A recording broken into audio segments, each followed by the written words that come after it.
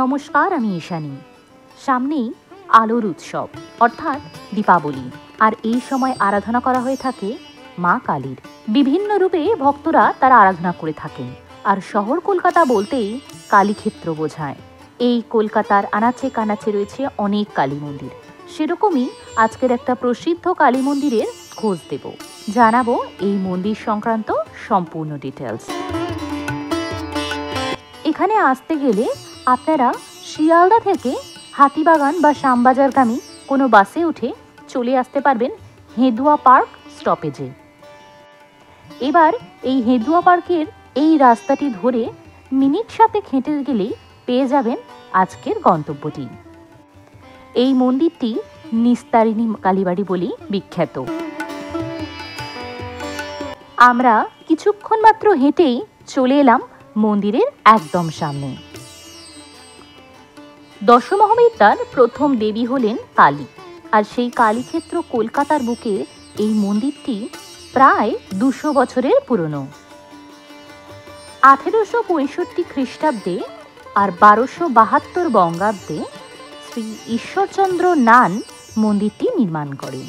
এই মন্দিরটি তাই নানদের মন্দির নামেও পরিচিত। ঈশ্বরচন্দ্র নানের প্রতিবেশী শ্রী কৃষ্ণচন্দ্র সিংহ বারাণসী থেকে কোষ্ঠী পাথর দ্বারা নির্মিত কালীমায়ের এক বিগ্রহ তৈরি করে আনেন, কিন্তু কোনো কারণবশত সেই বিগ্রহ প্রতিষ্ঠা করতে না পারায় বিগ্রহটি ঈশ্বরচন্দ্র নানকে দিয়ে দেন।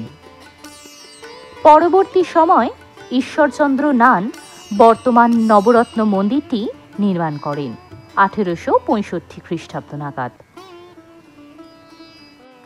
রথযাত্রার দিন মায়ের বিগ্রহ প্রতিষ্ঠা হয়। জনশ্রুতি অনুযায়ী মন্দিরে পরপর 51 দিন মাকে দর্শন করলে মায়ের কাছে প্রার্থনা করা সকল মানতি নাকি পূরণ হয়ে যায়। তাই ইচ্ছাপূর্তি বা মনস্কামনা পূরণ মন্দিরও বলা হয় এই মন্দিরকে। এই মন্দিরের দেবী শাক্ত হলেও পুজো হয় বৈষ্ণব মতে, তাই এই মন্দিরে পশু বলি সম্পূর্ণ নিষিদ্ধ। এই মন্দির সকাল 7টা থেকে 10টা পর্যন্ত এবং বিকেল 6টা থেকে রাত 9টা পর্যন্ত ভক্তদের জন্য খোলা থাকে। এই সময় এসে আপনারা মায়ের পুজো দিতে পারবেন। নবরত্ন বিশিষ্ট এই মন্দিরটা ভীষণ সুন্দরভাবে সাজানো, চারিদিকের কারুকার্য সত্যি দৃষ্টি আকর্ষণ করে। এই মন্দিরে আলাদা করে রয়েছে দুর্গা দালান। এখানে দেবী দুর্গার পুজো হয়ে থাকে শরৎকালে।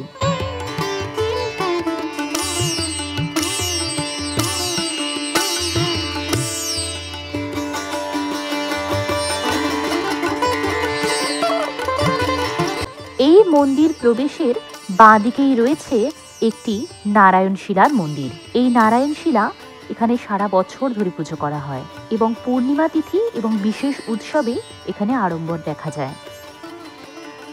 নবরত্ন মন্দিরের দুই পাশে রয়েছে দুটি 8 চালা বিশিষ্ট মহাদেবের মন্দির, যেখানে নিত্য পূজন হয় এবং শিবরাত্রি, নীল পুজো এই সময়গুলিতে এখানে বিশেষ আড়ম্বর লক্ষ্য করা যায়। এই মন্দিরের মায়ের বিগ্রহ খুবই স্নিগ্ধ, ভীষণ সুন্দর এই মায়ের বিগ্রহ। এটি বেনারস থেকে আনা হয়েছিল, সম্পূর্ণ কোষ্ঠী পাথরের দ্বারা নির্মিত। প্রতি অমাবস্যায় দেবীর পুজো ও হোম হয়। এছাড়াও শ্যামা পুজোয় বিশেষ পুজো তো হয়েই থাকে এবং শনি মঙ্গলবারে এই মন্দিরে বিশেষ ভিড় লক্ষ্য করা যায়। এছাড়াও মন্দিরের প্রতিষ্ঠা বার্ষিকীতে আয়োজিত হয় বিশেষ পুজো। এই মন্দিরটি কলকাতার পুরনো বিখ্যাত কালী মন্দিরগুলির মধ্যে একটি। উত্তর কলকাতায় অবস্থিত অনেকগুলি কালী মন্দিরের মধ্যে এই মন্দির আলাদা মাহাত্ম্য বজায় রেখেছে।